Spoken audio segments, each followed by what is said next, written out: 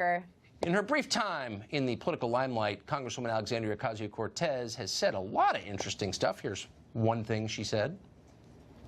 An agency like ICE, which repeatedly and systematically violates human rights, does not deserve a dime.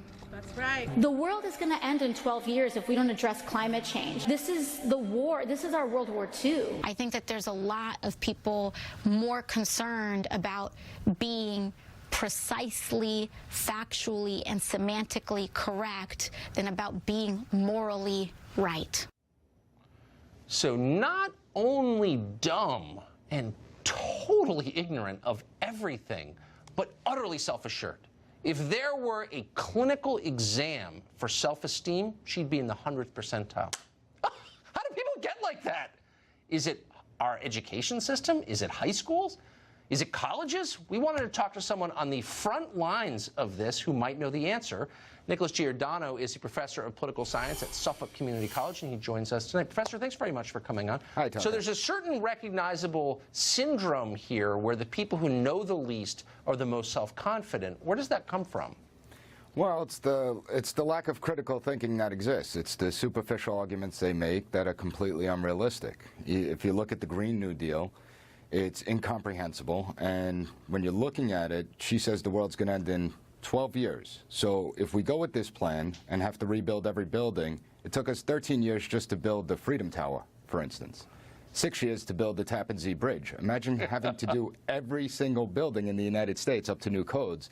It's just not going to work, and it's that they don't ask deep questions. The arguments are, it sounds good, people will support it because it's government giving us stuff, and so it's okay. But there are real consequences when you actually talk like this, because there are people that are going to take it seriously. You have a number of presidential candidates that have agreed with her plan. And when you're looking at the plan itself, you can't understand anything in it. It would lead to millions of people being underemployed or unemployed. Maybe they could learn code, who knows.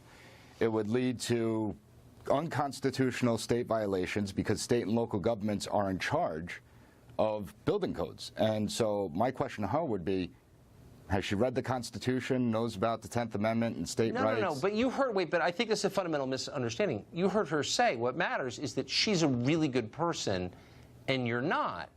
And so I'm thinking, as I'm watching this, remember that whole fad where we were supposed to give our kids self-esteem and that was the panacea? Did we create people like this when we did that?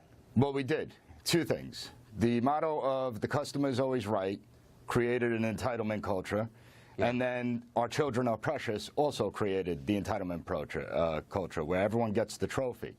When you're looking at it and you're trying to challenge the minds of the youth, they try and push back because they don't want to critically analyze the information to see if it really works. Page 10 of her New Deal talks about creating public ownership and receiving a percentage of compensation for the public ownership. Well, that's socialism. That's the very definition of socialism, and nobody's called her out on it in a sense. And it didn't work out so well for Venezuela. So is it really going to work out well for us? No, not, I mean, I don't know. It's been great for, I guess, weight loss in Venezuela. They're starving. They are. Eating zoo animals. No, and that's part of the problem. There's no critical thinking. And not only do you have that part, you have even more concerning, it talks about persons of the United States. It doesn't say U.S. citizens or U.S. persons, which is a definition for citizen and legal residence. No, you're right. So that raises the question. Anyone who shows up gets to take your stuff. I mean, you can see where this is going. Professor, we're out of time, unfortunately. I commend you for having the patience to try and train a more impressive next generation of critical thinkers. Thank you for that. No problem. Enjoy the night.